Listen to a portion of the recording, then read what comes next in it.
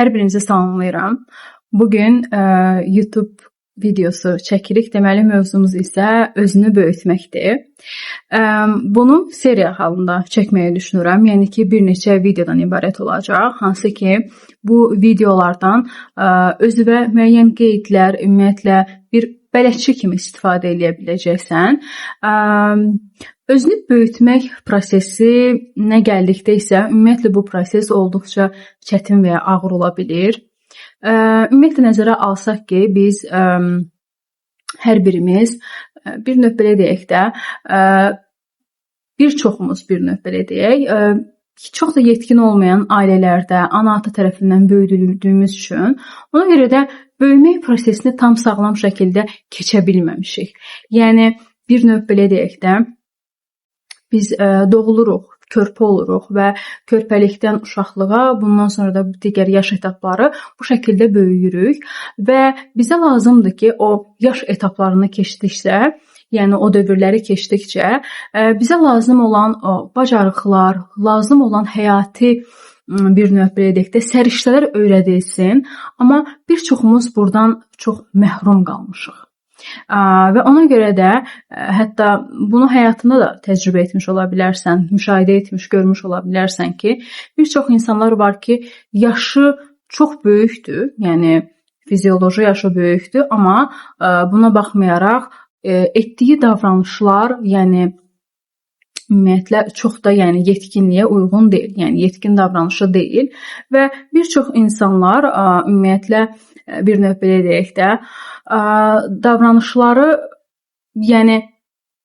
daha çox onu tetikləyən, onun daha çox bir növ belə deyək də, hisslərindən, duyğularından irəli gələrək müəyyən qərarlar verir. Yəni ki, əslində bu çox da şuurlu şəkildə idarə etdiyi bir yerlər deyil, bizim tətikləndiyimiz nöqtələr olur. Hansı ki, özümüzlə əlaqəmiz zəif olduqda və öz ehtiyaclarımızı bir növ belə deyək də, hiss etmədikdə, fərqinə varmadıqda bu hisslər şəklində özünü göstərir ki, hisslərimiz də əslində ehtiyaclarımızdan xəbər verir. Və bir çox hallarda ümumiyyətlə deyərdim ki, Azərbaycan cəmiyyətində hisslərə təmas etmək və hiss etmək çox ağırdır.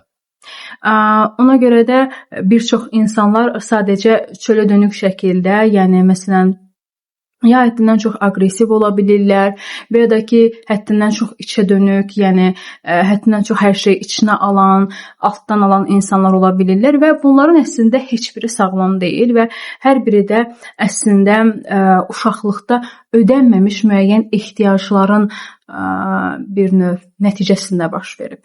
Yəni, müəyyən bir ehtiyaclar qarşılanmayıb və insanlar isə, yəni uşaq məcburdur ki, həyatla necəsə bir növ yaşamağı öyrənsin və bir çoxumuz nəinki yaşamağı və ya hiss etməyi, bir çoxumuz sadəcə həyatla, insanlarla mübarizəni, savaşı öyrənmişik.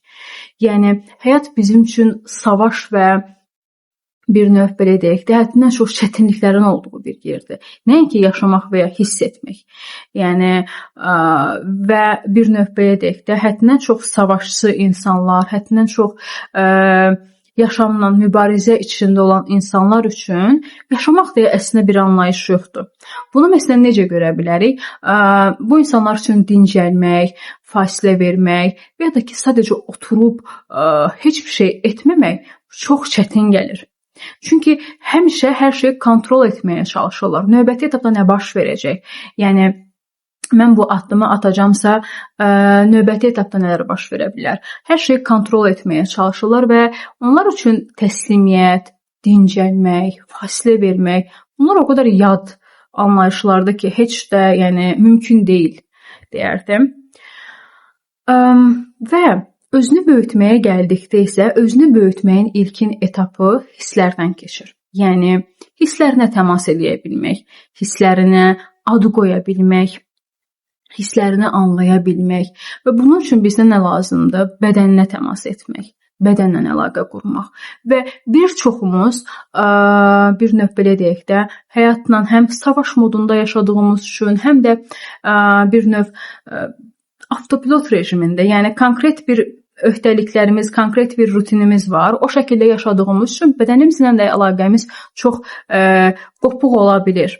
Yəni bir çox hallarda insanlarda robotik şəkildə, yəni ki, bir növ avtomatik olaraq bəzi davranışlar, bəzi vərdişlər, yəni və ya da ki, sırf tetikləyicilər, yəni tetikləyiciləri onları idarə etdiyi üçün bu yöndən, yəni ki, bir növ özlərini göstərə bilirlər, bu şəkildə yaşaya bilirlər. Təbii ki, bu fərqində olaraq bir növ fərqində yaşam olan bir yerdən deyil.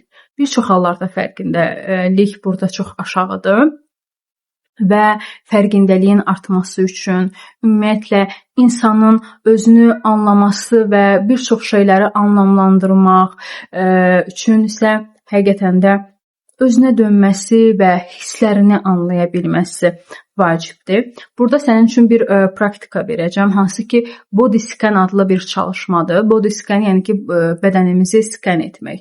Yəni başdan ayağa bütün sadəcə sakit, səssiz bir şəkildə dayanıb özümüzü scan edirik. Yəni yoxluyuruq, hansı ki, bədənimizin hansı nahiyəsində nə hiss eləyirik, necə bir ağrı var, sıxma varmı, gərginlik varmı, varsa hansı nahiyədədir.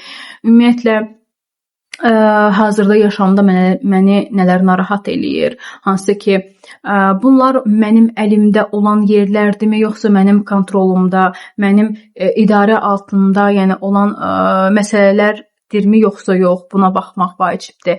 Çünki ümumiyyətlə bunu bilməyini istəyirəm ki, yaşamı bütünlüklə idarə etmək, kontrol etmək mümkün deyil. Bunu bir qayda olaraq özündə qeyd elə və bunu bir həyat fəlsəfən olaraq da, yəni ki, bunu çevirə bilərsən bir motto kimi, nə bilim, bir qayda kimi də, yəni bu bir yasadır da, bir qaydadır ki, hansı ki, bu hər birimiz üçün keçərlidir ki, bizim üçün hər şeyi idarə etmək və növbəti stepdə, növbəti addımda nələr baş verəcək, bunları idarə etmək mümkün deyil. Məsələ odur ki, sən öz daxilində bir dayaq yaradasan, yəni özünə bir inam formalaşdırasan ki, növbəti etapda, yəni bu çətinliklər gəldikdə və ya problemlər gəldikdə, sən onları necəsə idarə eləyə biləsən, sən onlarla baş eləyə biləsən, bu vacibdir. Və hisslərlə bağlı bunu demək istəyirəm ki, hisslər gəlib keçən bir şeylərdir.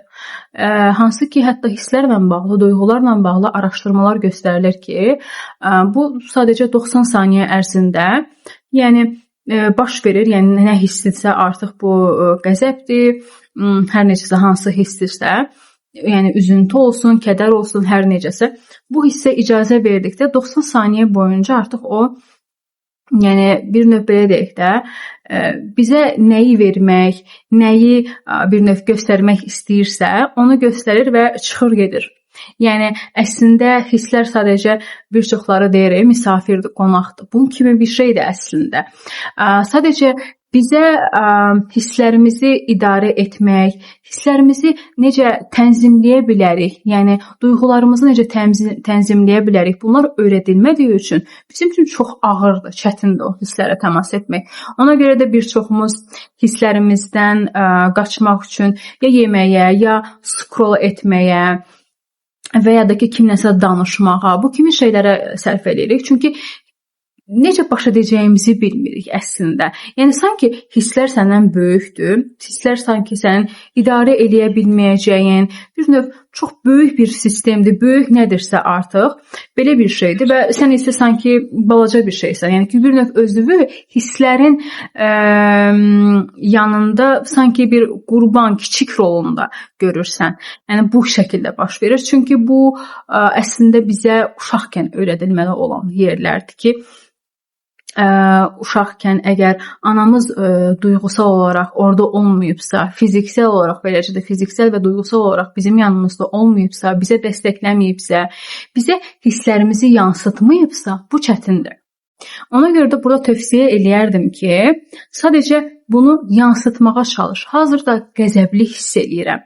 Qəzəbliyəm yox, qəzəbli hiss eləyirəm. Yəni, okey, qəzəbli hiss eləyirəm.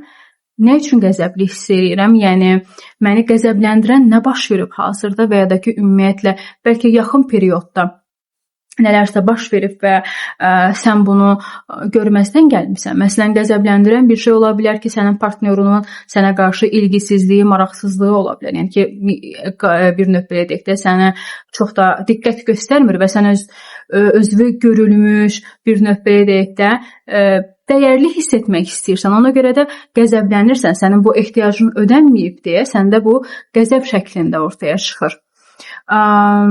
Bu kimi yəni əslində təmas etdikcə və adlandırdıqca, suallar verdikcə əslində ad qoya bilirsən və əslində ad qoyduqdan sonra isə bu fərqindəlik belə sənə çox böyük bir şey qazandırır əslində ki, sən böyük bir yol keçmiş olursan artıq. Və bundan sonra isə artıq bir növ beləlik də yolun digər bir az bir qismini getmək çox asan və rahat olur, nəinki də belə. Yəni ad qoymaq vacibdir. Düşünürəm ki, bura qədər hələ ki yetərlidir və burada dayanaq. Daha sonra isə artıq növbəti məsələlər haqqında danışmağa başlayacağıq ki, necə tənzimləyə bilərik, ümumiyyətlə keçmiş məsələlərimizə necə toxunaq, necə dərinə enək, necə kök bir növ səbəblərə enə bilərik, yəni özümüzə kömək eləyə biləcəyimiz vasitələr, metodlar, bunlar haqqında danışacağıq. Belə. İndi isə burada dayanırıq və danışdıqlarımdan qeydlər götürə bilərsən. Hətta sualların olarsa, rəy bölməsində suallarını yaza bilərsən. Məndən dəstək almaq istəsən isə aşağıda qeyd etdiyim nömrə ilə əlaqə saxlaya bilərsən, məndən dəstək ala bilərsən. Belə, özünə yaxşı bax.